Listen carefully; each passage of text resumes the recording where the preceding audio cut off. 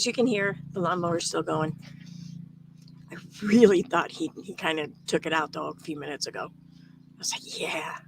But then it started back up. So, and I put my mic as close to my face as I can, so hopefully it won't pick up much of the background noise. I can wait a few minutes, though, before I get into reading anything. Like I said, he's been going at it for a while, and they only have, like,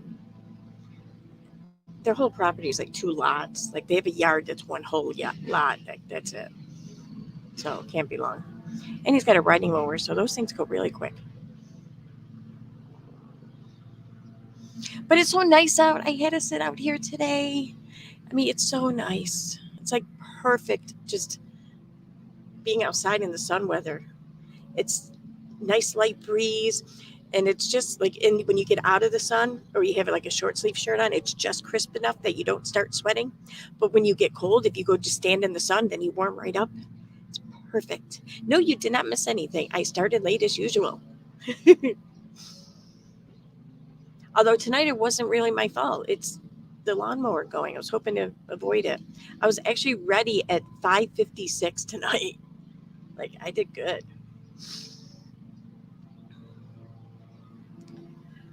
Oh boy.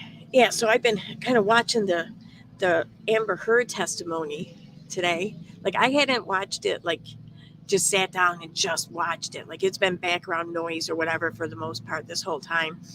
But today I like sat down and watched it. I was like, and I did. I just hearing her talk, the way she talks about him and everything that went on, and just now knowing, the things that I know now, and like I hear her say these things, and all it does is it makes me want to just run up to Johnny Depp and just give him a hug.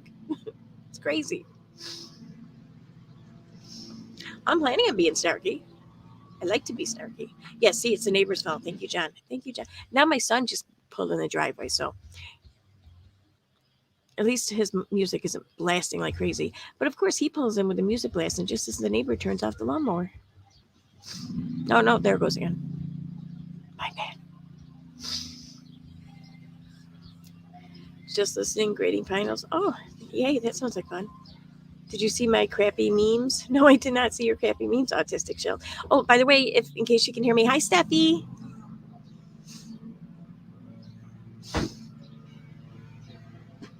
I'm streaming, just so you know. No, the dog was at the door, but then the dog went away. Probably because the dog doesn't see food out here. Okay, so how is everyone doing today, though? Did I miss anything else today? I mean, I've been watching like the Amber Heard court thing. I don't really do much else today. I someone sent me the post, or the Instagram post of Katie's talking about this article. That's the only reason why I knew it was out. With that and the Discord subreddit. Yeah, usually when people have a broken nose or whatever, like even if they get it like repaired or set, properly, there's still usually like a little bump or something there. And there's like her nose is like freaking perfect. It's annoying. I'm sorry, Sassy Nas. Bad day today, but hello all. Hello. I'm sorry it's been a bad day. Oh, that reminds me. Yes. Oh, okay. Big important announcement. So, as many of you may know, that I added a new moderator recently. I added Moderate Extremist as a moderator. And since I saw it was posted on Twitter, I'm guessing it's, public knowledge now. He's having health problems. He's been in the hospital all week. I won't get into any specifics. Not that I really know many specifics, but what I do know, what I did see was posted was that he had a heart attack and they found cancer now. So I'm just going to leave it at that. If he wants to elaborate, I'll leave that up to him. But if everyone could just, just think of him. I mean, don't get me wrong. I know that he's kind of pissed off a few people in this community. He and I kind of butted heads here and there, but regardless, I mean, he's someone, though, he's someone you can always appeal to with reason. And I've always respected I always respect that about him, and I appreciate that about him. Like, even if you have a falling out with him or an argument, if you come to him at a later date and approach him with something, just approach him, with any amount of sincerity and just rationalism and logic, he'll be right there on par with you, letting bygones be bygones and just picking up from right there and talking about the issue at hand. I appreciate that. I appreciate that a lot in people. So oh, he had a heart cath today and is resting. I spoke to him over text not long ago. Okay, cool. Thank you, Megan. But yeah, so just keep him in your thoughts and prayers. If you pray, if whatever, just I don't know. I really like him. I mean, out of all the people online, and I think it's kind of hard to really care about people online because you just don't see them. You see their text. Like, you don't even hear their voice that often. You just see their text. Like, I know what his voice sounds like. So whenever I read his text, like, I hear his voice in my head as I read it. So it's almost, I feel like almost like I'm talking to him. Like I talk to him often or something. And he's someone who just, I don't know, I just really began to care for. So really hoping he's okay. And if he isn't, then I'm going to beat the fuck out of him. So just so he knows.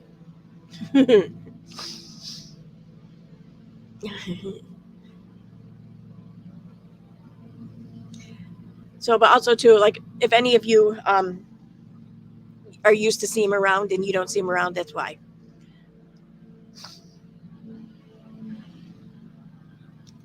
Fucking lawnmower. Like, seriously, their lawn is not even that big. And it's like all flat too. It's not even like hills or whatever, Although there's a lot of like trees and shit. Maybe that's why. Where are you going? Oh, that's right. He's got pool tonight. Oh my god! Fucking come on.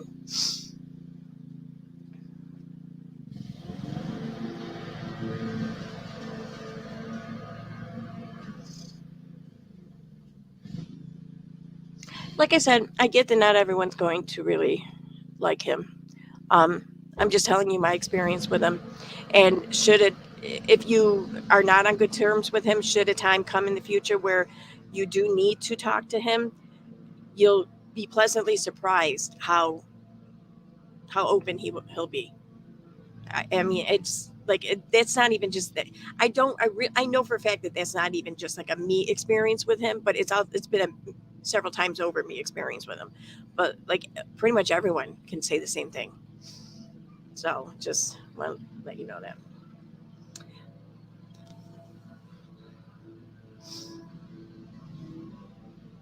Wait, what? Why does my side always show different on membership than what's shown here? Weird. I hope he recovers soon. I'm taking a break from modding in the true crime community. Too much drama. I love it, but no. Yeah. See, dude, I thought that's why, like, I hadn't heard from him in a while because, like, the last time he and I spoke or texted, whatever, messaged, he was kind of pissed off, I guess. He was just like, I said, I'm done. I took it to mean he was done for the night, but I hadn't seen him around. So I thought, well, shit, maybe he's done for a while. I don't know. Then I heard what I heard today. I was like, oh my God. So, yeah, Stacey, the person cutting grass must know my landlord. We have grass that should take 15 minutes at best to cut. He takes 3 hours. Wait a second. Let me talk to my son here for a second.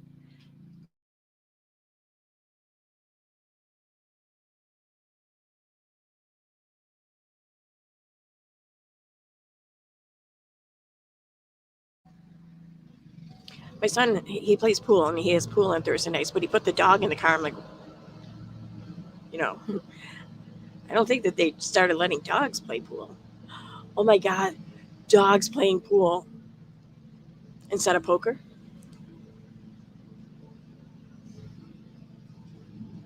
Thank you, my beavers unit.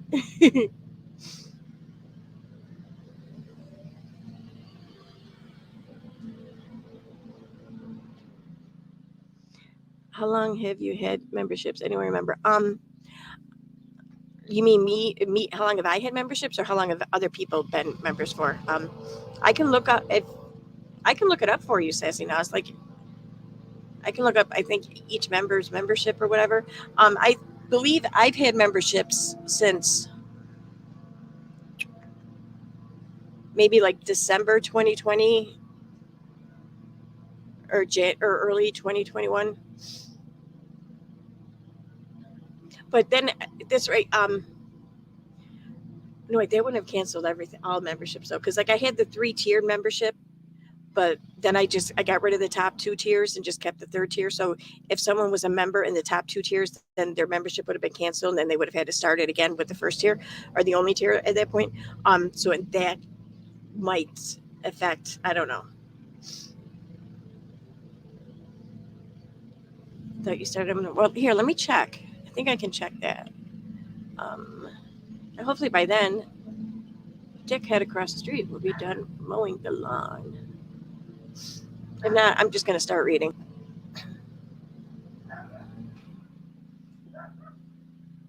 Let's see, monetization, memberships. Shut up, dog. It's not even my dog barking now.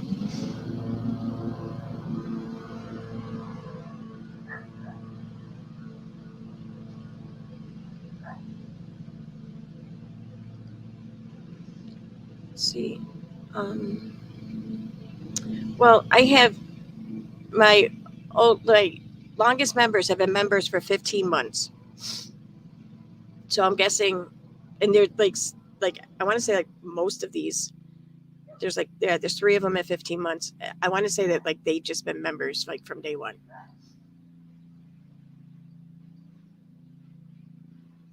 So 15 months anyways.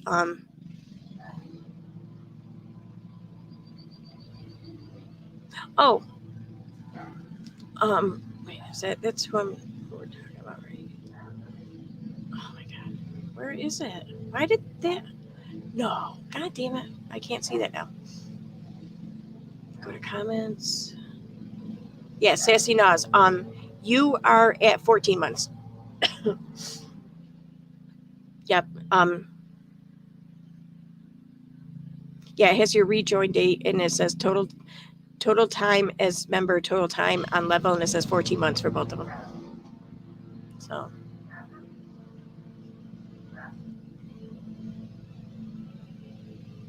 So it's almost you. I accept it as you. Yes. I'm just surprised that anyone joins for 1 month. Like I'm still surprised by that. I'm thankful and I'm appreciative. Don't get me wrong, but I'm still surprised.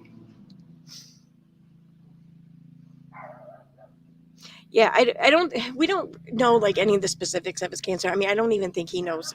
I'm pretty sure he doesn't know any of the specifics yet, but hopefully it's, just something easily treatable, almost kind of routine need maybe. So I'm hoping to finally get around to doing the bite on 7M. I forgot it's U.S. Mother's Day this weekend, though. It's hard to find a solid resource on 7M you can trust. Yeah, you can't really find anything on 7M from what I remember. But I mean, it does not at all sound like that they would like even come close to qualifying under the bite model. Like not even in like one area. I wouldn't think. I mean, just I don't know. I think that a lot of Christian sects or like parishes, no, not faiths, but parishes and whatnot, I think they would come a lot closer than 7M. I don't know. I'm not a professional. Yes, she was briefly mentioned in the article, but right under the brief mention of her contribution to the story or the narrative here was also mentioned the lawsuit as a result of her contribution. So, okay, so I'm going to go ahead. I'm going to share screen. I'm going to start reading. It's a pretty big read, though, from what it looks like. So, oh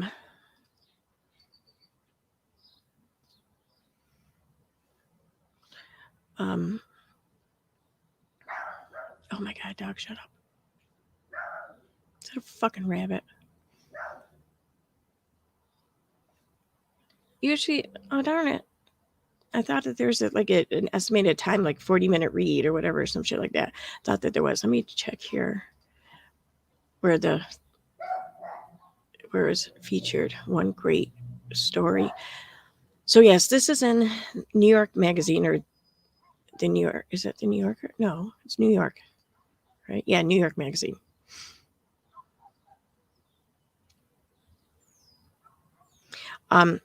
You'll find it'll be tagged One Great Story, and it's under Internet Drama. That's where it is, under nymag.com, and under the website there. Once you click on it, on the link though, to read the article, it then brings you to the site that I'm on here, which is thecut.com.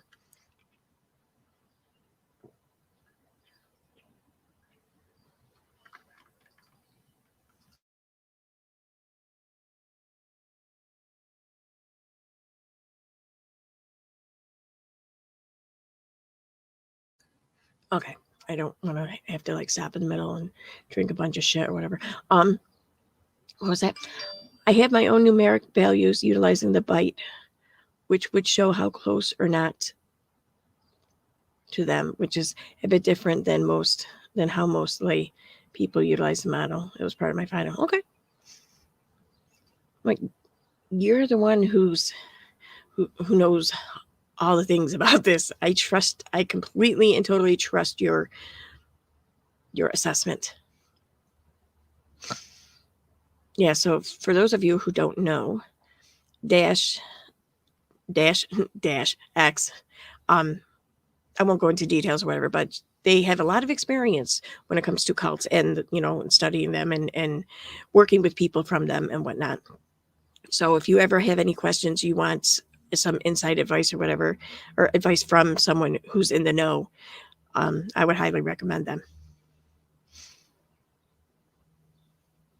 Okay, so all right, let's get reading.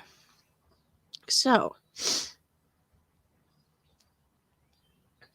Dancing in the Name of the Lord. The cult claims about a TikTok famous set of performers shocked everyone except LA's dance fluencer community. Dance fluencer, okay. For 40 excruciating minutes, Melanie Wilking, a trained dancer / influencer with more than 3 million TikTok followers, sat in front of a camera, flanked by her weeping parents. It was a dramatic departure from her usual smiling choreographed videos, which for years she'd performed with her older sister Miranda. Now, Melanie claimed that Miranda had been pulled into what she described as a cult. Miranda is a part of a religious group, and she's not allowed to speak to us, she said, wiping tears from her eyes. Her sister and the other group members are not in control of their lives, she continued. Someone else is controlling their lives, and they're all victims of this. Both Miranda and Melanie had moved to Los Angeles to dance a few years ago, and soon their TikTok videos had made them internet famous. But their paths began to diverge last year when Miranda was signed to 7M Films, a talent management agency founded by a doctor turned preacher with a roster of a dozen young dancers whose stylish, high-production choreographed dance videos you might have seen on TikTok or Instagram. Melanie's video on Instagram Live came on Miranda's 25th birthday in February. The second birthday that had passed since the family said they'd been cut off from her, and they were desperate to reconnect. The hope for any professional dancer signing with a talent agency is to book the right sorts of jobs and receive the right sort of coaching that could lead to fame. For Miranda, it seemed to work. She now has 1.3 million Instagram followers, and she's posted hundreds of slick videos produced by 7M creators, danced with Mario Lopez on Access Hollywood, and walked the red carpet at the American Music Awards. Before all that, Miranda and Melanie had been a package deal. The Wilking sisters, as they billed themselves, had been dancing together since they were little kids, even starting a dance camp in their own backyard in their Macomb, Michigan suburb when they were still in elementary school. Both attended a performing arts high school. After graduation, Miranda moved to LA, landing background dancer gigs and teaching at the International Dance Academy in Hollywood. Melanie followed a year later, finishing up her senior year remotely. For years, they filmed videos together for Musical.ly and later TikTok, performed together in dance competitions, taught courses in hip-hop, funk, and jazz together at studios across LA, and danced at in-person events for the very online-like VidCon and TikTok Gala. Though the sisters were 2 years apart in age, Melanie is 23 and Miranda is 25, with their long brown hair, matching aquiline noses, and toothy smiles and coordinated outfits. They looked in those days like twins. By late 2019, Miranda had become involved with a few creators who would go on to be part of 7M, but it wasn't until January 18th of 2021 that she withdrew from her family. Melanie said to the followers watching her Instagram live, oh, Melanie, okay, I'm sorry. I'm not paying it. I can't see the situation for some reason. My shit's on as bright as it goes, so probably should have my glasses on. She and Miranda had been scheduled to fly home to Michigan for the grandfather's funeral. But 30 minutes before their flight, Miranda called their parents and canceled. At first, Melanie said Miranda claimed she had COVID. Melanie was suspicious since they'd both come down with it just the month prior. She even admitted that it wasn't because of COVID. She was just making that up. Melanie told the live viewers. Kelly Wilking, the sister's mom, added, and that she was sorry and that we won't understand.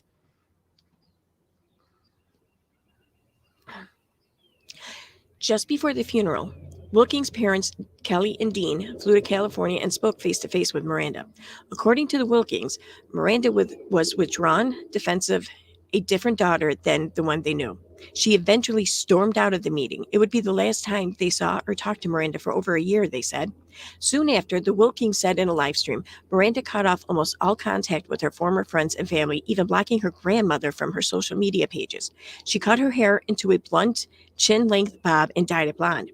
She began dancing differently in her Instagram videos, trading in the poppy dances made for the TikTok algorithm for choreography more associated with or choreography is more associated with music videos and Dancing with the Stars. At some point, she changed her Instagram handle to It's Miranda Derrick, publicly taking the last name of her now husband, 33-year-old 7M dancer James B. Derrick. Followers watched the engagement happen in a video posted to Instagram on B-Dash's account in August 2021, in which B-Dash interrupts a choreographed couples dance to ask Miranda to marry him. She got married, and we don't even know how she got engaged or when she got engaged, her mother, Kelly, said in the video.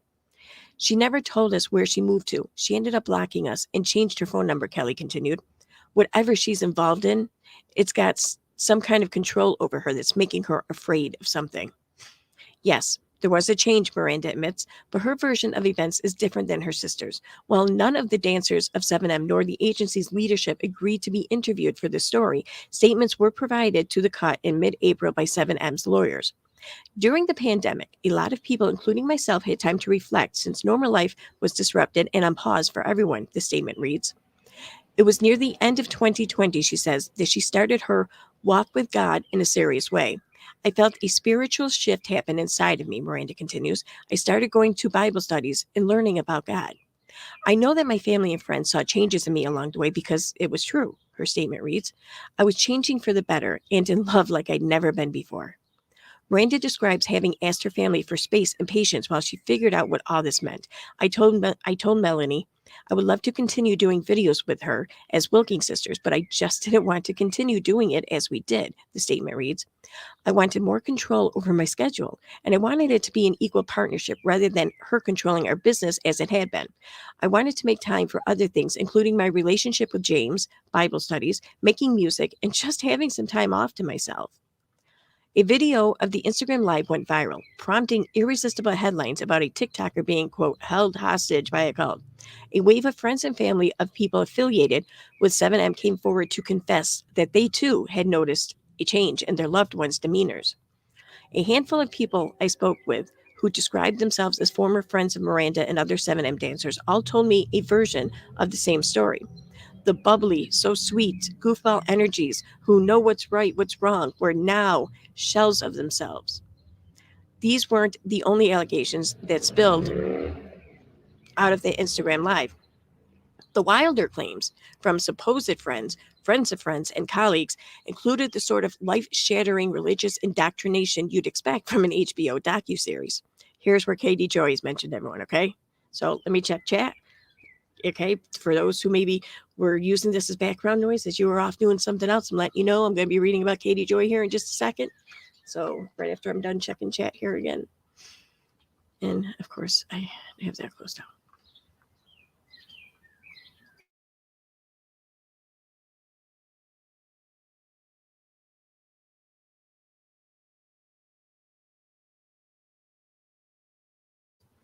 Okay, let me go over here to chat. Now that I have that pulled up again. Hey, Sue Elliott, Yahoo, member for a year. All right, see here. Ooh, what happened there? I see I missed some shit.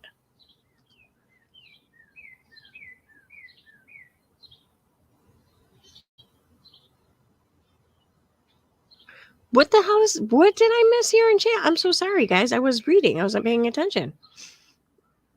What the fuck is that shit about?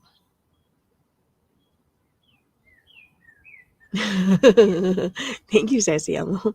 I've been told that before, that I have a great phone sex voice.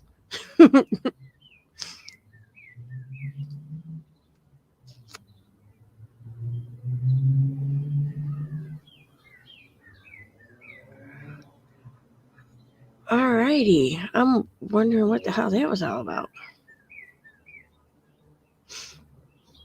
You know, you can't blame her for being upset. I mean, we all know what like an extortionist Claire is, right?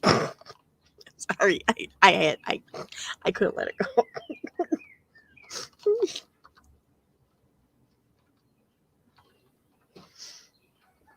I'm sorry. It might have been me being petty, but just no. You did good. You did good, Megan. Thank you. Good job. Here's the thing. My mods are very active members in this community. They are going to clash with people at times on their own things, their own issues, whatever. Shit happens. We all clash with people. They're big people. They can take care of themselves. But, and here's where I get a little mad. Okay, like as moderators, I don't exactly, I'm not going to sit here and hold them to task like, you better be there for life. No, but they may feel a sense of responsibility. So they may feel responsible and to be here, which means that if people then come into the chat to bring outside drama to come at my mods, well, that's kind of like backing them into a corner in my mind and taking advantage of knowing where they'll be and when. And you're using my chat to do it. So yeah, I kind of take offense to that. That shit I'm not going to put up with. Okay. They're here because they have a reason to be here. Okay. So it needs to be respected for me, if not for them.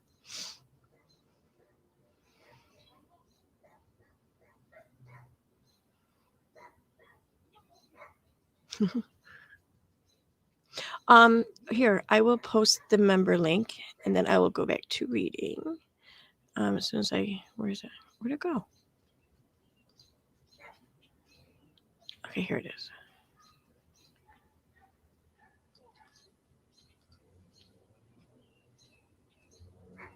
So here's the member link. Just click on the link and it'll walk you through the steps. I don't care if you curse in the chat. Just maybe try not to curse at people.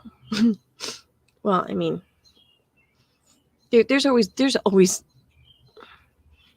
they're called sentence enhancers for a reason. So if they're enhancing, then okay.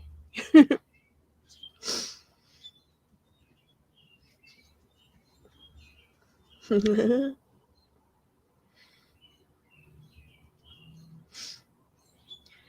don't know how much per minute yet, my Beavers unit, but I only take Bitcoin. Okay, I'm going back to reading. So here's where we're going to talk about Katie. And this is all, it's not even like part of the story. This is just seems like I don't know, kind of a petty little, I don't know, some petty shade to throw at her. Like they included this information, her involvement in a parentheses, like it's an afterthought. So, parentheses, it goes on to say, a vlogger named Katie Joy has been tracking 7M and reporting on such claims for months, posting YouTube videos on her channel without a crystal ball and an Instagram post. On April 5th, 7M and its founder, Robert Chin, jointly filed a lawsuit against Joy alleging defamation, tortious interference of contract, commercial defamation, intentional infliction of emotional distress, negligence, deceptive trade practices, and intentional interference with prospective advantage, and demanded an injunction that would require Joy to make private all of her social media posts about 7M. Miranda and B Dash have since joined the suit. Joy filed a motion to dismiss on April 26 and tells The Cut that the suit is a, quote, frivolous intimidation tactic. That's it. That's Katie's mention. Okay.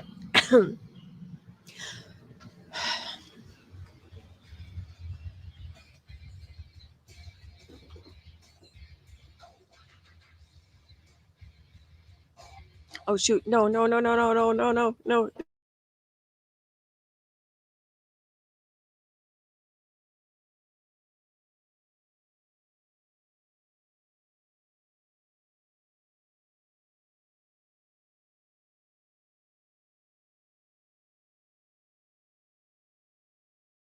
I don't want to get a copyright strike, and he's playing music in the background. All right, now it's not that loud. I guess we're good now. All right. I am not held against my will, and I've never been a hostage. Miranda's statement to the cut reads, I go to church, and I have faith in God. If one day I wish to pursue my faith elsewhere, I will and feel completely free to do that. As far as my career, my time at 7M Films has been one of the most exciting years ever, and if one day I wish to partner with a different management company or start my own company, I will. Wait a minute.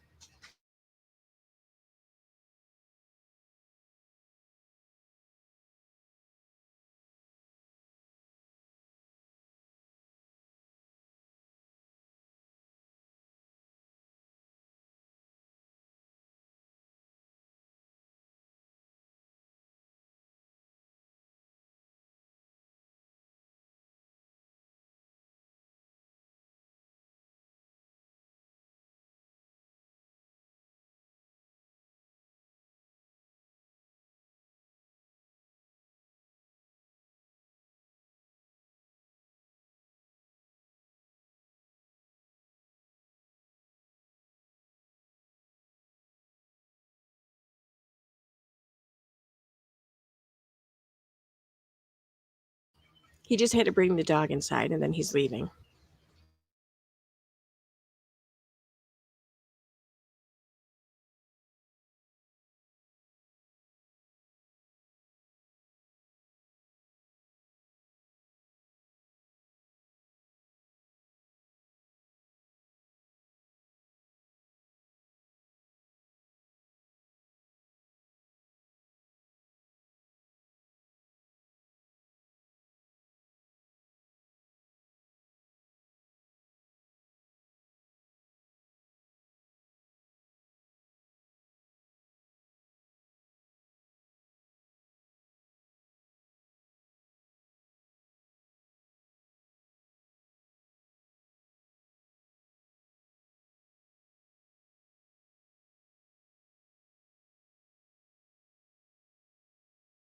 All right, now he's out of here.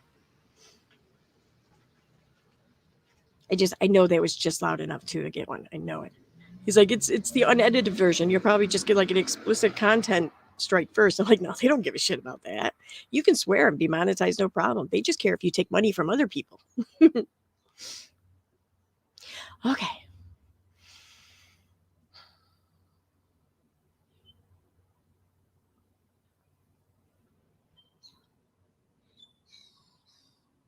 Where did I leave off? Okay. No one is forcing me to do anything. I'm excited to move forward in this incredible walk with God, an amazing marriage, and exciting career. I'm also looking forward to moving past all of this and mend my relationship with my family privately. That each side of the story differs so dramatically only fuels the intrigue and speculation from the online audiences that have been following the saga. Inside the professional dance community in LA, though, the response isn't exactly one of shock. To some, it seemed like deja vu. It started with Crump. Characterized by its energetic, sharp freestyle movements and dance battles, Crump was unofficially founded by a group of Los Angeles-based dancers, including Marquisa Miss Percy Gardner, Cesare Tight Eyes Willis, Christopher Lil C. Toller, and Joe Artist Big Big Mijo, Brady in the early aughts. What's it? What's an aught? Is that like the two? What's aught? Like the early 2000s? I don't know. Okay. The expressive dance style soon exploded, fueled by the 2005 David LaChapelle documentary Rise, and cemented in pop culture by films like Bring It On, All or Nothing, and televised dance competition shows like America's Best Dance Crew. Suddenly, Crump was everywhere, featured in music videos and tours with artists like Missy Elliott, Madonna, and Chris Brown, as well as in ads for major brands like Sony. Gardner, the classically ballet trained, energetic dancer, often referred to as the Queen of Crump, found a lucrative career in Hollywood, performing in movies like Stomp the Yard and Alvin and the Chipmunks. Toller became a choreographer on So You Think You Can Dance. And then there was Willis, who continues to go by Tight Eyes and told a Washington Post reporter in 2005 that Crump led us to Jesus and got us saved. Tight Eyes saw Crump as a religious expression and criticized dancers who used it for commercial gain, say former friends. Tight Eyes' standing in the community, Garner describes him as the Michael Jordan of Crump, gave him influence over aspiring dancers, many of them young, broke, and searching for the big break that was going to change their circumstances.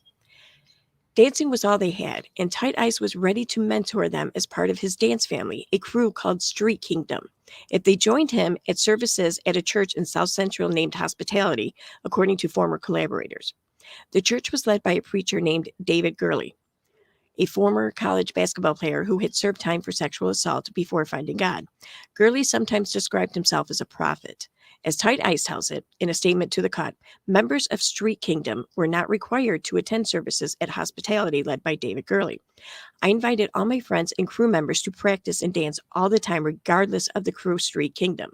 That's what we did. We got together and danced. If you were a member of the crew, then you would need to participate in rehearsals or performances like any other dance crew. Fucking rabbit over there. It's distracting me. Hope it gets hit. Anyways, former friends of Tight Eyes, who was barely out of his teens during this time, described the handsome, soft-faced, muscular dancer as having been raised in the church and a true believer of the scripture he quoted to his fellow dancers.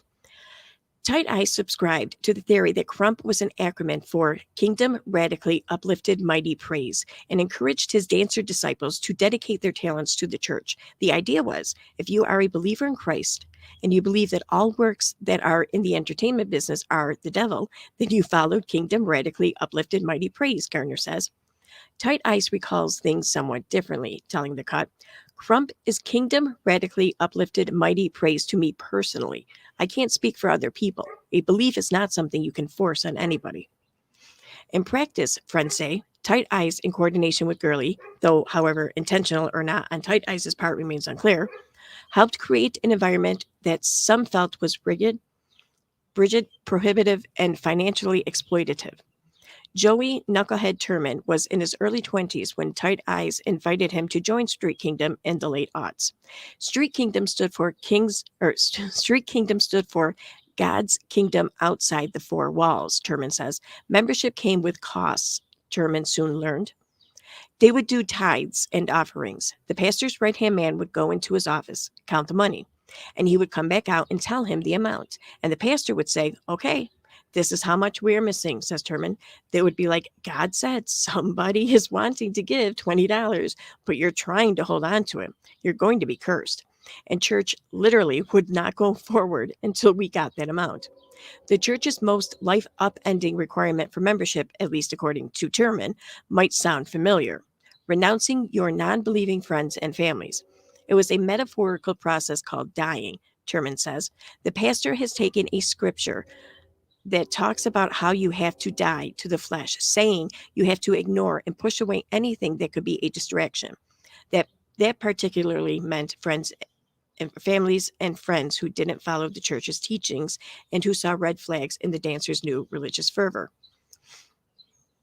Tyree, a dancer who trained with Tight Eyes during his hospitality days and periodically visited the church as a welcomed outsider, recalls being threatened with being cut off from the dance crew if he didn't cease communications with his own brother. Tyree requested The Cut use only his first name because of the harassment he's faced on Instagram after speaking out publicly about 7M. We were told that hanging out with people who were not of the church, not of the same beliefs as you, was against the religion, Tyree says. It was because of those words that I stopped hanging around my blood brother. Okay, before I go forward, I'm going to take a sip and I'm going to check chat here.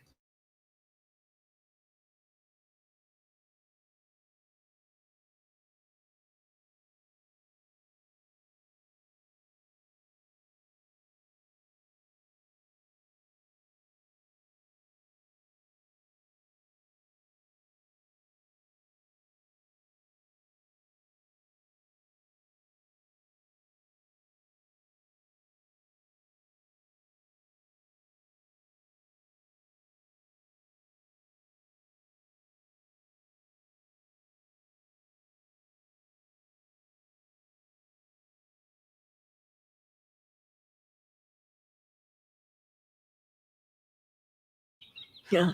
Okay, I was laughing at well, I dress up too. Oh, and for me, the rabbit's not like a squirrel. It's not like just a distraction. It's a distraction because I don't like rabbits. They kind of scare me. They're freaky looking, weird alien like type of animals, and I don't think that they belong in this world. That's all. That's why they distract me. Okay.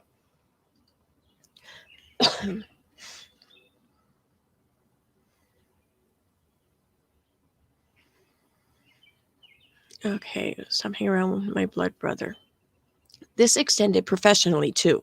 The hospitality church dance crew often booked work with through girly, Terman says, who discouraged industry jobs and instead arranged for the Street Kingdom dancers to put on Crump Christ shows at other churches throughout the West Coast. As Terman describes it, the dancers were also encouraged to marry fellow members of the church. Several members, including Tight Eyes and B Dash, got married and had children during their time in the church. Both men tell the cut they're still in touch with their kids. Sorry, excuse me. The cut attempted to reach out to some of these former partners for comment, but as of publishing, haven't heard back. These marriages were framed as a benefit for Terman, B Dash, and other dancers. These new partners, non-dancing members of the church, were their backfall, Terman says. They took care of some of the bills between bookings. The dancers gained some clout, but not much money for their work at the Crump Christ shows, and neither was enough to strike out on their own. So it's understandable that the dancers could be persuaded to play along. It's like if you're married, well, then you've got somebody that's taking care of you, Terman says.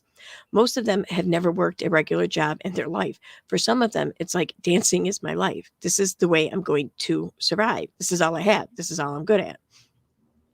Tight Eyes' prodigious talent and stature in the Crump community and the eventual professional opportunities they thought they'd gain compelled Terman and Tyree to keep going along with the increasing demands of the church. Over time, they began to believe they had been ordained with their dancing abilities to do great things. I was like, well, they're way older than me, Tyree, who was a teenager at the time, says. They know more than me. Maybe they know something that I don't know. Though Terman was initially skeptical of the services, he says he started to believe that maybe something greater than himself was at play after Gurley showed an ability to discuss details of the dancers' lives that they had never shared publicly. When that would happen, we're like, okay, he has to be legit, Terman says, because how the hell did he know that about me? He theorizes now that Tight Eyes had perhaps been feeding Gurley information about them, but we didn't think about it that way, Terman continues. Or he says maybe Gurley was just playing into stereotypes associated with South Central LA.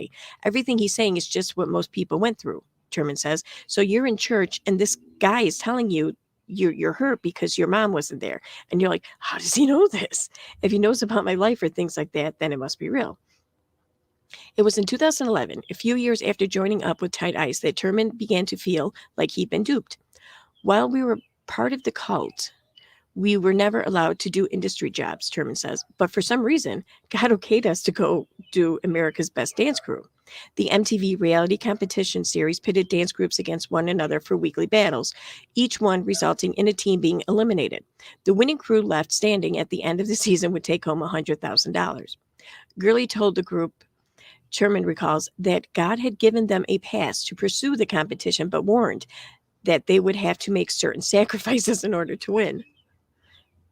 As part of that bargain with God, Terman says, he and the other dancers in Street Kingdom were prohibited from spending time with their family and friends who had come out to the show to support them. Instead, they spent their time between episodes praying. Street Kingdom's elimination from the competition was the beginning of the end for Terman. We did the Bible studies every episode, he said. We did the prayer and we lost. After that, Terman says, he and other Street Kingdom members stopped going to the church, and that was a big thing. Missing church would always come with some type of consequence, like God said you're going to be cursed, or you're not going to be able to go travel or something. So we started not going to church because we were like, this is bullshit. God said we were going to win and we didn't. Dancers stopped attending services, marriages fell apart, and the formerly tight-knit crew disbanded, dispersing across the country in search of new starts. After Terman left the church, Tight Eyes dropped Terman as a friend and collaborator, and Terman says they haven't been in contact since. Tight Eyes later moved to Las Vegas for a time. Gurley, who is now the head of a church called PhD Ministries in Long Beach, California, did not respond to a request for comment. Everyone, it seems, tried to move on with their lives until 7M brought all those memories flooding back. When Gardner saw the Wilkins video about 7M, she immediately drew parallels between it and the hospitality church. It's a pattern and a series of events that I've seen play out for the past 15 years in crump culture, Gardner tells me. Some of the dancers are the same. Both Miranda's husband, James B. Derrick, and Kevin Concrete Davis Jr. are former members of Street Kingdom, now signed to 7M. Also signed to 7M, Tight Eyes. It's new to you guys, but to us in the crump community, we're all looking at Tight Eyes, Gardner said. The dancers of 7M, Concrete, B. Miranda Wilking, Kylie Douglas, Aubrey Fisher, Kaylee Gray, Vic White, Nicholas Riano, I hate this. I hate doing names. Alexandra Watkins, Gordon Watkins, Tight Eyes, and Kendra Willis are the sort of dancers you'd see on TV grinning and swerving their hips on Ellen alongside DeGeneres' sidekick, Twitch, in viral TikToks and in music videos and tours with artists like Janet Jackson and Cardi B. Their social media followings range from the low 100,000s to millions. The dance videos on their Instagram pages are glossy. They pose in both fast fashion and designer labels with the hashtags to prove it. Miranda even has a series posing with a Chanel surfboard. 7M Films was first registered as a California business in 2021. It is owned and operated by a man named Robert Israel Shin. Shin, a former medical doctor who legally changed his last name from Shin to Shin from one end to two ends. According to court records, is also the pastor of Shekinah Church, a ministry that first propped up in Los Angeles in 1994 after Shin moved there from Canada. According to an archived version of Shekinah's website, Dr. Israel Shin is a former medical doctor who had practiced medicine for 7 years before God spoke to him to go into ministry full-time. While Shekinah has kept a low profile, public records suggest the church has a turbulent history and a lot of cash. According to a 2010 deposition given under oath by Shin, the church had a peak of about 70 members between 2000 and 2008 who donated $4.7 million during that time. Shin also testified that he had encouraged his congregation to donate not only to the church, but to him personally as the man of God. Documents show in the month of October 2007 alone, the congregation gave Shin nearly $300,000 in checks personally made out to him. The church was technically suspended by the state of California in 2007, though it appears operations continued. Shin testified under oath he was unaware of the suspension, which he also reiterated to the cut. The suspension was due to a clerical error, specifically a failure to file the statement of information with the state. His statement reads, "That was the sole cause of the suspension, and implying otherwise would be false. As soon as the church found out about the suspension, it rectified the problem." After a rebellion in 2008 split the church into two factions. Let me try that again. After a rebellion in 2008 split the church into two factions, Shen testified about 35 worshipers remained in his congregation, a number that seems to have remained steady to this day.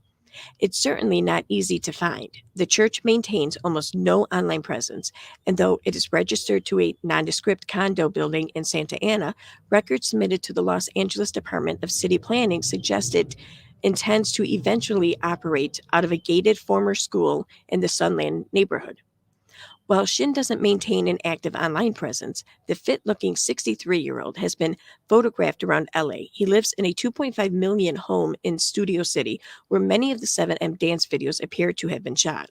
In Under Armour athleisure, getting in and out of his black Bentley SUV. Despite his low public profile, Shin was characterized in one lawsuit by a former church member as having strong persuasion skills and much charisma. He's also an avid supporter of Donald Trump. Public records show he donated $11,200 to the Trump Victory Fund and $2,100 to the Trump Make America Great Again committee during the last election cycle. Really? Shin is also notably the owner of at least 12 companies registered in the state of California, in addition to 7M, including entertainment industry adjacent businesses with names like Glory Bag Records. Why does that sound so funny to me? Glory Bag Records. What the? Oh, that makes me. I'm sorry. That's just a funny name. It sounds funny. Glory Bag Records. Okay. IP Random Film. Like even that's kind of funny. IHD Studio. Just this should be IUD. I mean, why not go with the humor here and just make that IUD? IHD Studio, Shin Entertainment Corp. Okay, normal. And Studio on the Mount Incorporated, as well as Shekinah Church.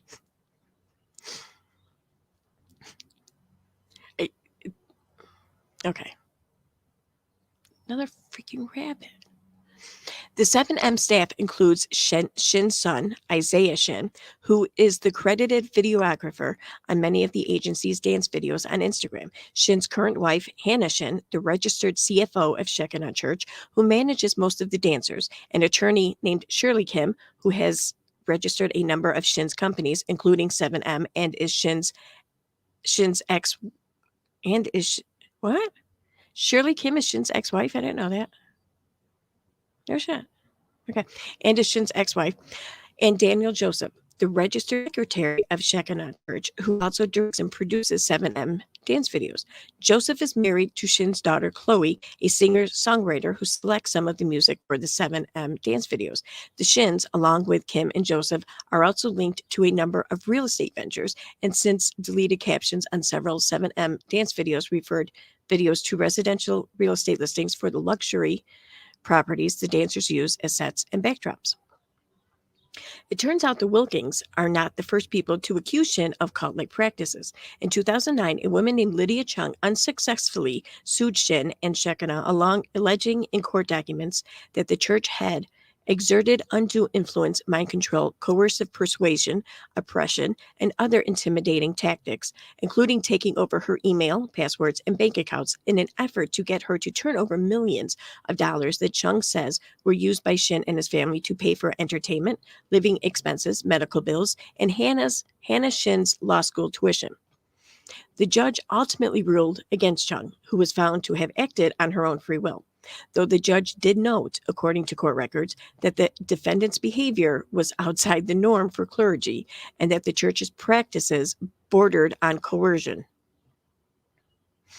In an interview with the British tabloid The Sun, Chung said that Shin had always had an eye on the entertainment business or industry. Early on, he had tried to get the church into media and entertainment. It just wasn't initially successful, she told the paper. He claimed God called him to California. God did not call him to California. Power and money did. Daniel Joseph's family, who were founding members of the Shekinah Church, have also been sounding the alarm.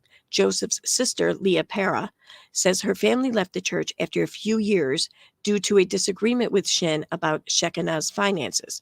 Para says Shin had also given them an ultimatum to stop talking to his sister, Julie Shin, who was close with Para's family. When they refused to cut contact, Shin told Para's father to get your wife out of my church. Though his family left, Joseph rejoined the church in college and has been under Shin's control for most of his adult life, working as Shin's right-hand man, Para says.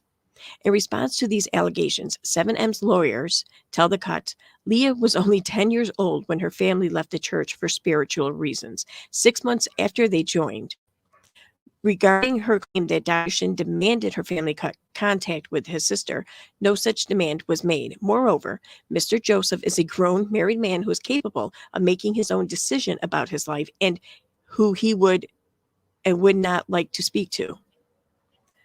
Dr. Shin has no bearing on these personal decisions.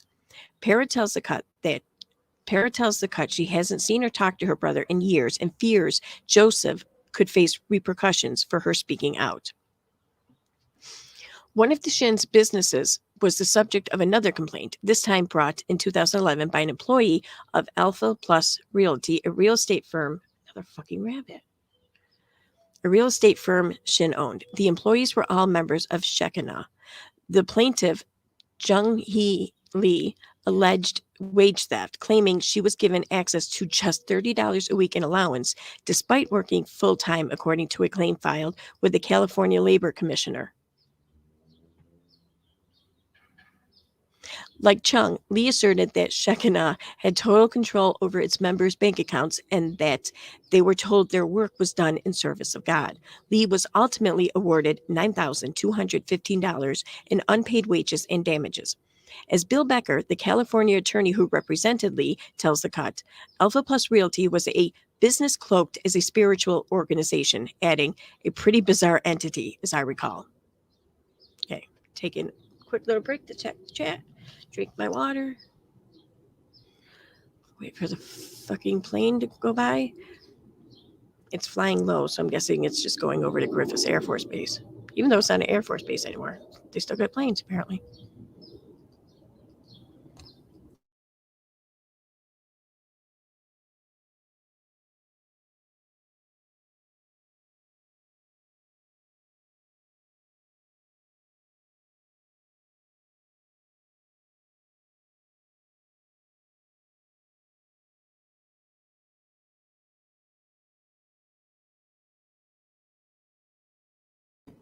Yeah, I feel like those names are just like trolling people. Glory bag. What the? Like, you're fucking with me, right? This is Poe.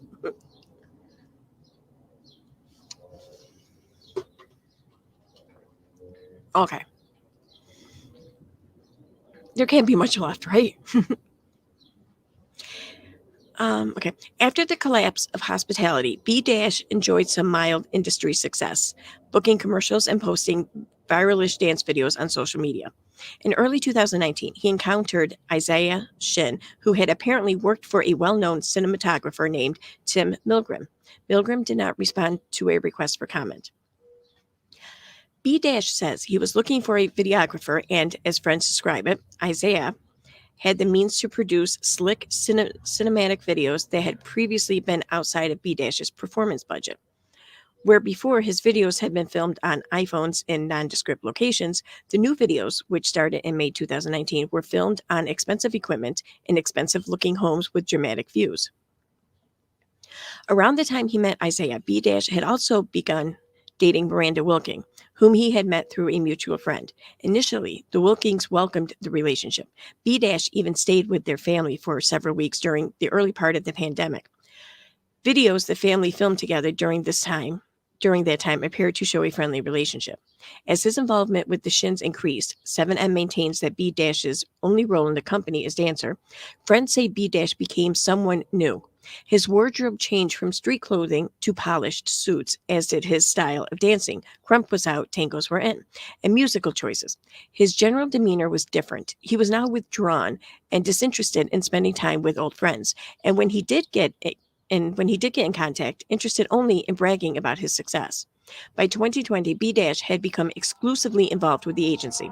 One friend, Samantha Long, told Rolling Stone that her longtime friend became a conspiracy theorist, seemingly overnight, telling her that COVID wasn't real and questioning the legitimacy of Joe Biden's presidency.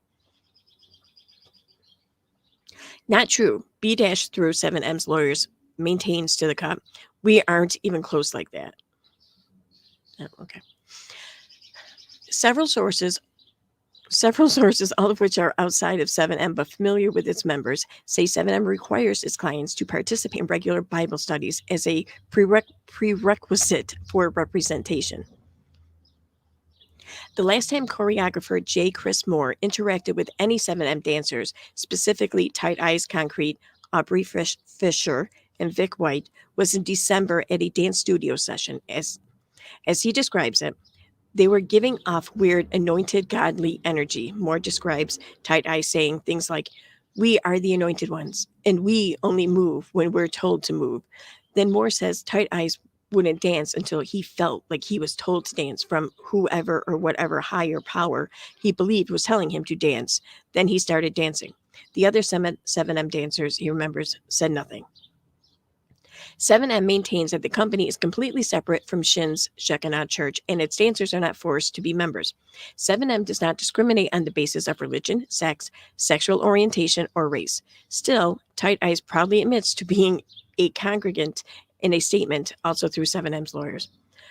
I was in a place in my life where I was going in a bad direction because of trauma and other things I was experiencing. Tight Eye's statement reads, I was looking for somewhere to just be at peace, and Shekinah helped me find that and so much more. They picked me up, dusted me off, and encouraged me to keep going and helped me go toward my destiny. In addition to Tight Eyes, 4 of the 11, they're like everywhere. Oh my God. Like that one was like 5 feet from me.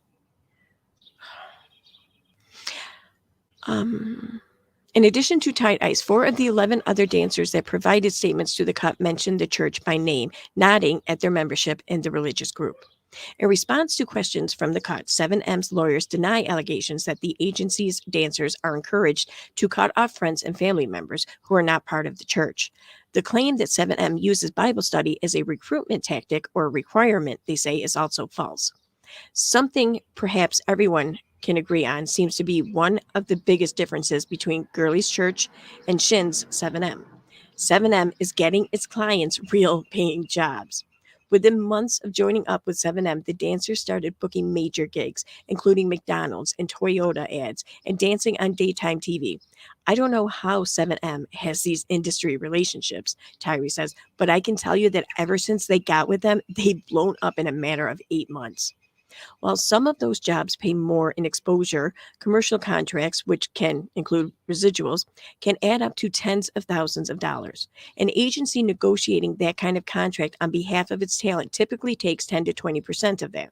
Social media endorsement deals for influencers with more than 1 million followers, like Miranda, also typically start at least $5,000 a post.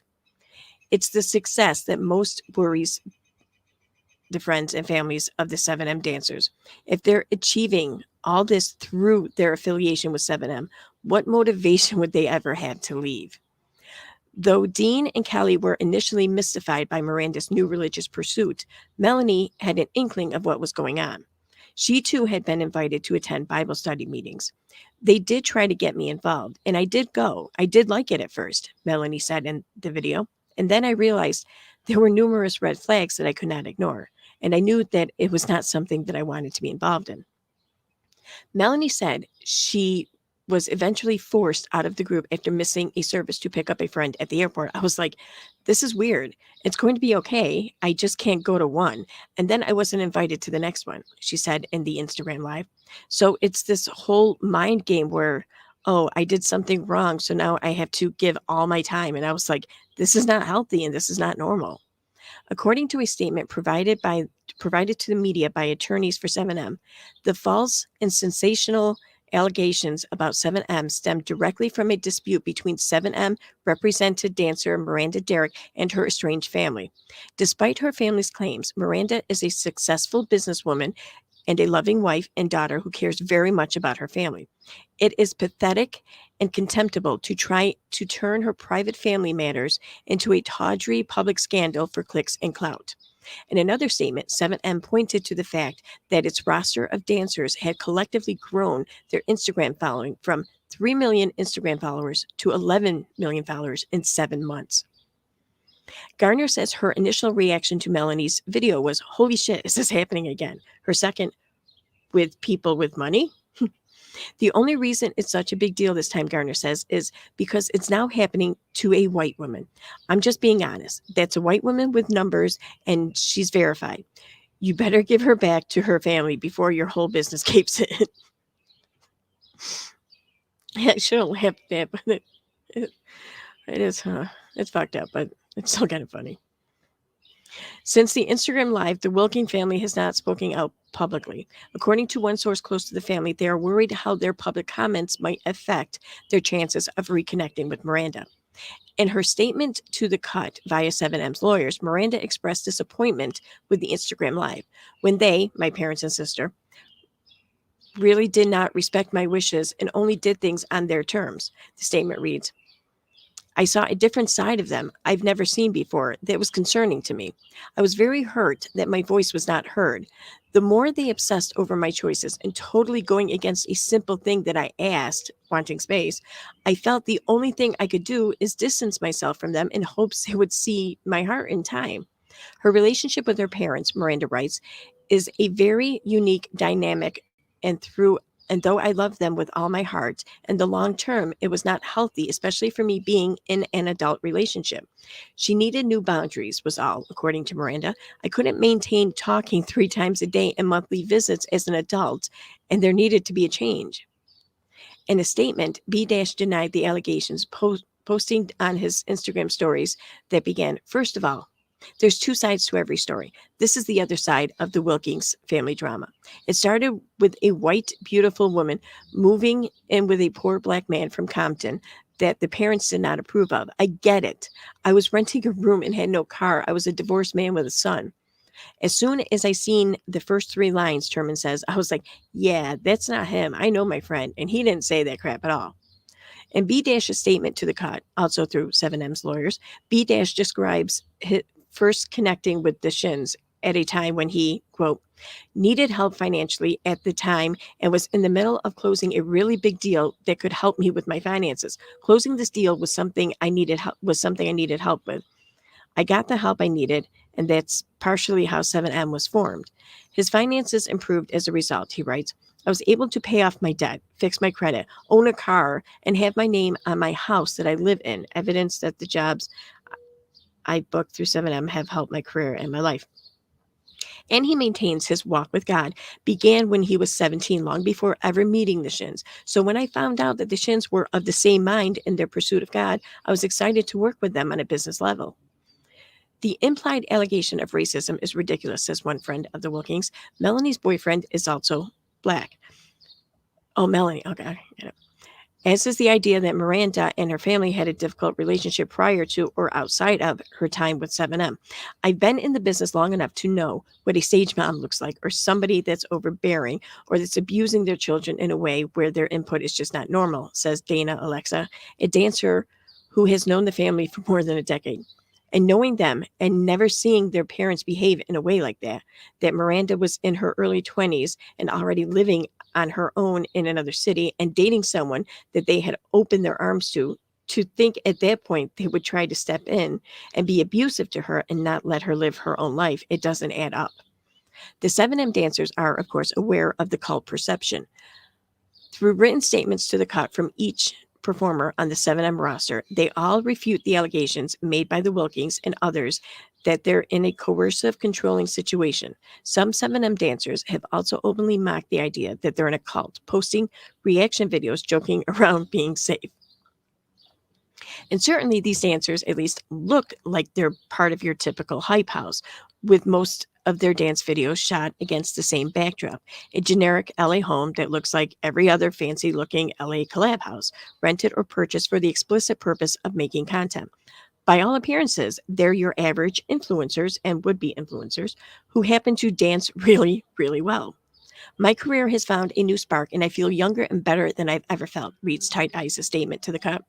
My social media has increased and my abilities have increased, and I'm finally making money and doing the things I've always dreamed of doing. To sum it up, Shekinah is my family, and I don't use that word lightly. 7M revived my career and gave me my dreams back. I wouldn't go back to the nothing I came from. Everyone wants to find out why they are here on this earth in search of some kind of purpose. I found mine here with Shekinah and 7M. All of the dancers interviewed, whether they came from Crump or the broader industry, say the working dance community in Los Angeles is a particularly vulnerable one. The industry is brutal to break into. Most aspiring dancers are left to figure it all out on their own along the way, and making it doesn't always mean making a livable wage. We're far past what's ethical practice, Alexa tells me, recalling auditions she's gone on alongside hundreds of other dancers, all of whom are vying for 1 or 2 open roles. These unpaid days of learning choreography on the spot and repeatedly performing it can stretch longer than 10 hours. Alexa, who makes money now hosting dance workshops and teaching courses, describes the industry's unfair pay practices as possible because often the dancers don't know any better. We work for big artists. We do commercial campaigns, all kinds of projects where the pay is craft services, Alexa says. We get handed 1-page contracts and we can't read half the verbiage or we don't know what it means. And we get taken for a ride along that way, or we get taken for a ride that way. There are hopes that that might change soon. During the pandemic, a group of about 100 choreographers began meeting and, led by the Emmy winning choreographer Kat Burns, are preparing to launch a choreographers union that would standardize things like payment rates, credit, and copyrights for their moves. Despite assurances from 7M, a number of brands have pulled their partnerships since all this began. None of the 7M dancers have left the agency, per 7M's lawyers. Instead, since that February 24th Instagram Live from the Wilkings, 7M dancers have doubled down on their production, posting dozens of videos a week and making sponsored posts for Fitbit and Forever 21. Menina Fortunato, a dancer and actress who previously worked with the Wilkings sisters, said that for these dancers, the lure of potential success is enough to keep them staying put for now. These dancers came from nothing, so here's a group of people that believe in them, giving them opportunities. They're making money together, living a good life, she says. Everybody wants fame and fortune, and they're getting a taste of it. The end. The end. Fine. That was a long ass article. Holy crap. Why is this? It does not look very bright. Oh, it wasn't bright. Okay.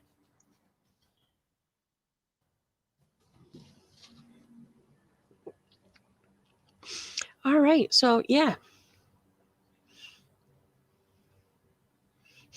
Yeah, I want to know who came up with Glory Bag. Seriously. I want to know who the fuck came up with that. I want to.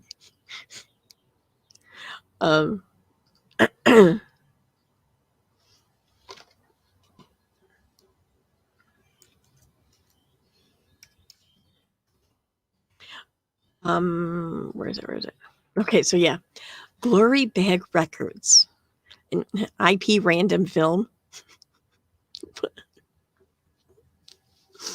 Glory Bag Records. Like, for real? Who named that? Who named that? Oh my god, it's hilarious. I want to Google them now. Is there anything on the web about Glory Bag Records?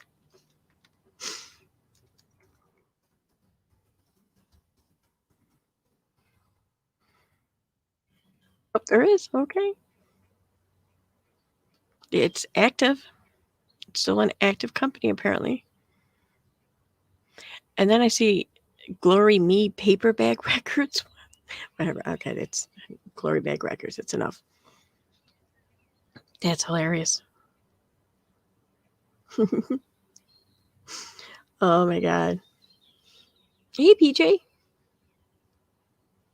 Sorry, I haven't been watching chat because I've been busy reading one of the most boring articles ever.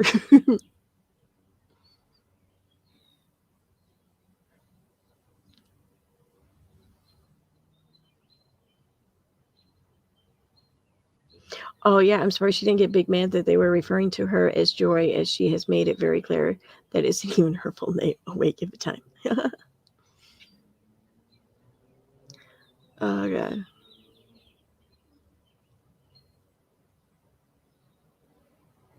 Oh, there were more trolls? I didn't even see any.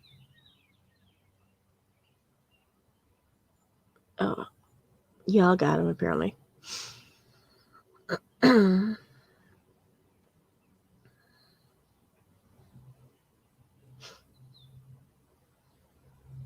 Oh, I have a question for everyone. Um so I was going through, like, I was searching the internet just for some like classic like posts, like Katie Joy tweets or posts or whatever to do readings on. But then I thought, well, there's her blog posts from her Pathio days and her website, whatever, and any of her blog posts. But like, I know there's like the ones that everyone pretty much knows about, like the times that she thought she was a drunk or whatever. I don't know.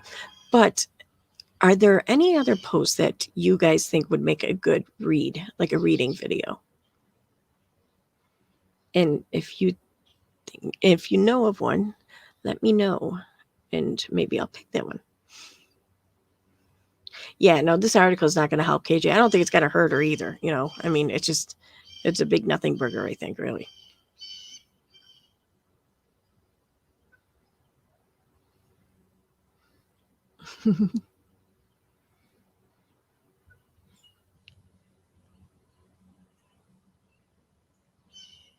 They're supposed to be flying the other way this time at night. Why are the geese flying that way?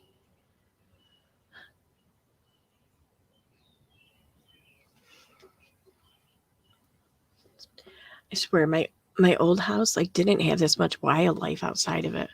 Like this, where I live now, there's things everywhere, birds everywhere, fucking rabbits. I got like 5 gophers in my yard. I swear to God, my backyard. Like, you know how like some cities are like just like a whole like series of sinkholes waiting to happen because like there's all these underground tunnels or water, it carves out their own tunnels. She like there's just a bunch of like underground, I don't know, ways. I feel like this is my backyard because of the groundhogs. I feel like it's just gonna collapse on itself because there's so many groundhogs back here. Like just, I don't know, digging holes. Like it's like from one end you see like the opening of like the underground system, and then you see the other at the other like kitty corner from that part of the yard, the other opening, and it's like you know that like one's the entrance and one's the exit or something. Like there's a whole city under there that they carved out.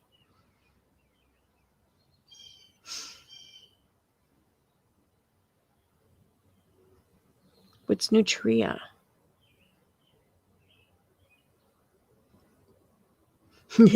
No, I'm not going to blow up my backyard. Yeah, no, the rabbits, they're just, I don't really see them except for, I think like it looks like dusk and maybe dawn. Like, I think that's when they're out, but like the gophers, they're out all day long, unless it's raining. They don't like the rain.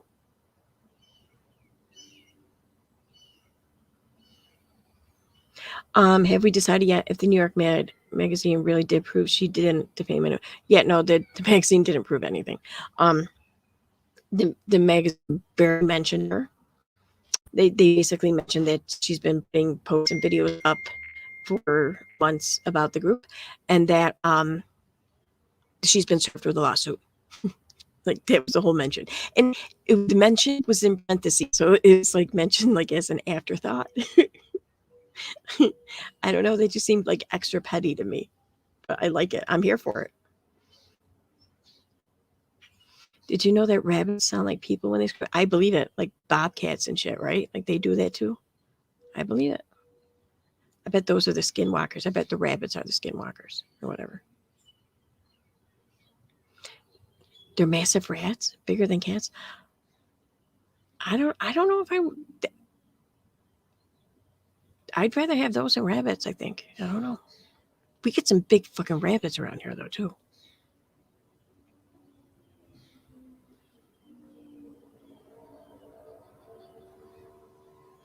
You see, Riley B says, I've seen other creators talk about the 7M group being a cult. I don't know if they are or not, just like the Duggars. See, I don't know if they are or not either. But the thing with Katie is that it just went so far beyond just labeling this group as a cult. I mean, she became obsessed with convincing everyone that they're a cult, but way more than that, she remained just steadfast on ruining Robert Shin, on labeling him as someone who was involved in human trafficking, was a sexual harasser, was just inappropriate with, I mean, just all kinds of shit. Like that's, I think, where much of the defamation comes in. It's not just calling them a cult, but it's the personal attacks that she did.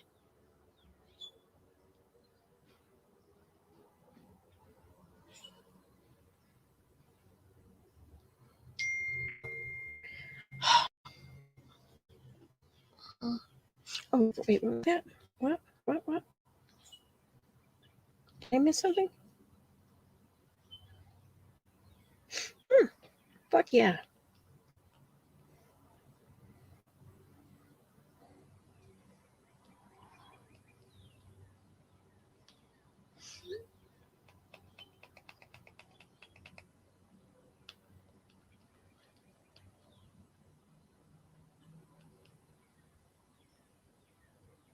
Okay. Yay, I'm getting food. Oh no, wait a minute. I don't need food. I already have food. I already have something for dinner. Shit. Never mind the food.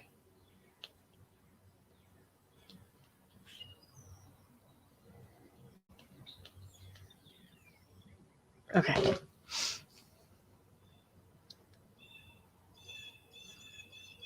Yeah, she meshed with the family meddling too, talking to the parents, or when the girl met with her family trying to make us something it didn't seem to be real. Yeah, exactly. I mean, she just like it didn't with her. This wasn't about just calling something out for being what it is or what it seems or appears to be. For her, it was for some reason, it's like she just decided right from the get-go that she didn't like this group. She didn't like something about them, or there's something that they were accused of doing or seemingly did, and she made it personal. She wasn't going to stop until she fucking ruined them or dragged them through the mud. And it seemed personal. Like, I don't even know how or why, but it just seemed like it was really personal to her. Like she herself was like affected by them somehow. I don't get it.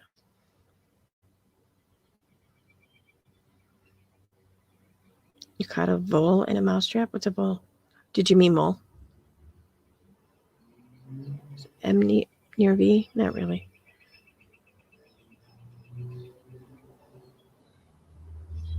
Oh yeah, what about the part of Shins running people off the road? Yeah. I mean, it's just crazy. Like, I think that's where much of it comes in. It's not even the cult stuff. Whatever.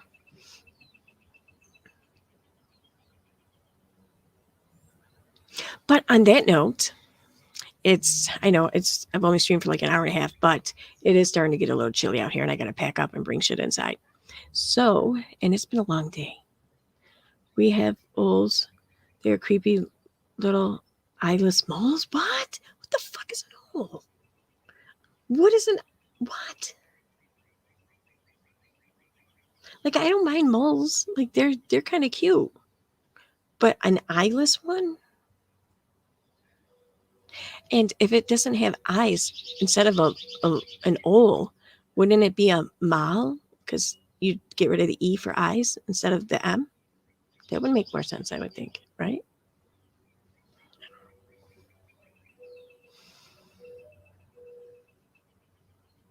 I think yours is a seagull.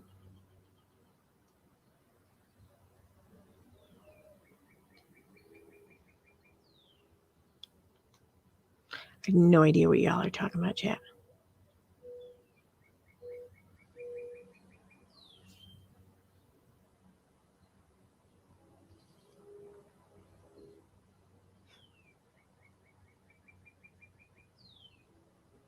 Oh, yeah, contacting the guy's ex-wife. Yeah, that's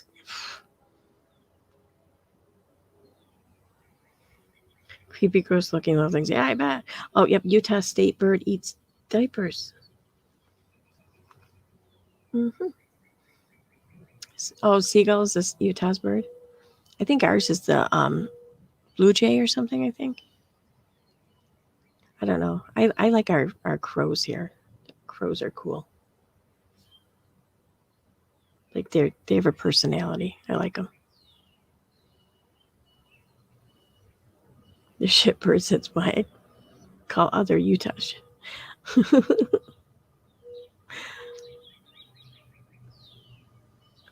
Yeah, I know. Because rabbits, like, they have these long pointy ears, okay, and they literally their head, it's not round. It's like this, and it's long, and then they got the eyes on the side of their head. The eyes are on the fucking sides of their heads. Like, people look at that and they don't think, what the fuck is that shit? And then their nose is always, always, always going. Like, I don't know, like it's a freaking beacon or something. I don't know what it's trying to pick up on, but it's not a nose. It's something else. I don't know. Auburn, New York is autocross. Yeah, so's Utica. There's just one part of South Utica where like every evening they all like converge, and just like trees for as long as you can see are just covered in black. It's really cool. I know, I love crows. They are smart. They're my favorite. Yeah, I've been trying to put some food out for the crows, but I haven't been consistent enough with it. Like, and they're only around here really in the morning, so I got to get out there early and do it.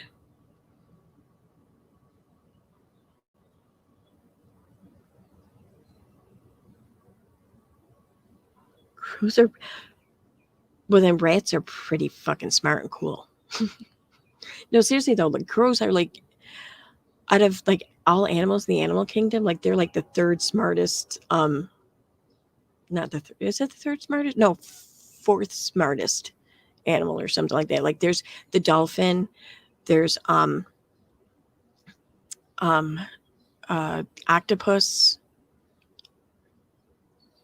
something else. Wasn't whale? Was it whale? Maybe, I don't know. Something else. It was another sea animal, and then crow.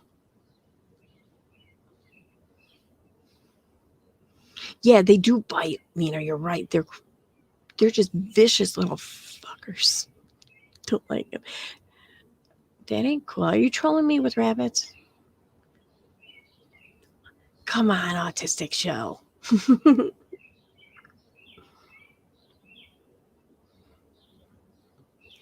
Yeah, it's another thing too. Like putting the food out for the crows. I don't want to attract any of the other like rodents around whatever around here because there's a lot of them.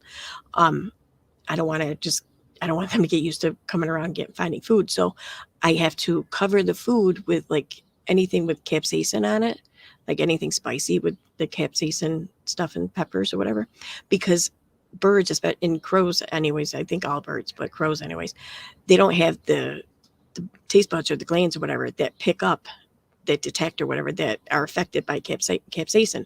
But mammals, they'll take one bite of that shit and they can't deal with it. So if you cover it with like wicked hot sauce and shit and then put out in the yard, then only the birds will eat it. So you don't have to put all this oil shit and everything like you see with the squirrels. You don't try climbing up the poles and they just fall. You don't have to do that. Just put some Taco Bell hot sauce on it.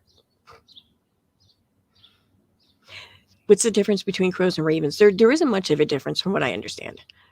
Ravens, I think, are like more European, and crows are like more American. But they're in the same family.